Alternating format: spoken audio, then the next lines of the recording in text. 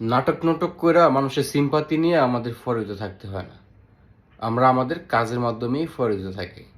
আমরা funny content বানাই, আপনারা অনেক পছন্দ করেন। এই ফানি কন্টেন্টের মাধ্যমেই কিন্তু আমরা ভাইরাল হয়েছি। ফানি কন্টেন্ট দিয়েই কিন্তু আমরা এখনও ভিডিও করি। আপনারা পছন্দ করেন, আপনারা আমাদের পাশে থাকেন, আমাদেরকে সাপোর্ট করেন। এই নাটক নাটক করে আমাদেরকে ভাইরাল হতে হয় না, এবং নাটক নাটক করেও আমাদের ফরিত থাকতে হয় না। ঠিক আছে? আর হঠাৎ করে কথাটা বলার কারণ হচ্ছে, এটা কমেন্ট দেখছি, যার কারণে মনে করেন যে মাথাটা নষ্ট হয়ে গেছে। কমেন্টটা হচ্ছে আশায় আছি আপনাদের বিচ্ছেদ দেখার জন্য। ঠিক আছে? আবার কমেন্টের ডিলেটও করে ফেলছে।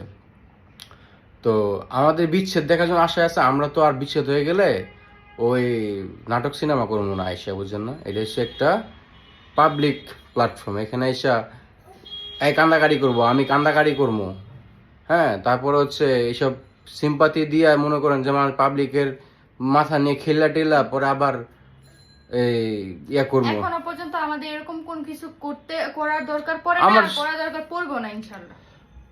আমরা আগে থেকেই ফার্স্টে থেকেই যখন টিকটকে আসি, যখন মানুষের মধ্যে চিনে, ভিডিওর মাধ্যমেই চিনে, ফানি কন্টেন্টের মাধ্যমেই চিনে। হ্যাঁ, আগে ভয়েস করতাম, আস্তে আস্তে ফানি কন্টেন্ট করি, এখন ফানি কন্টেন্টই করি। ঠিক আছে?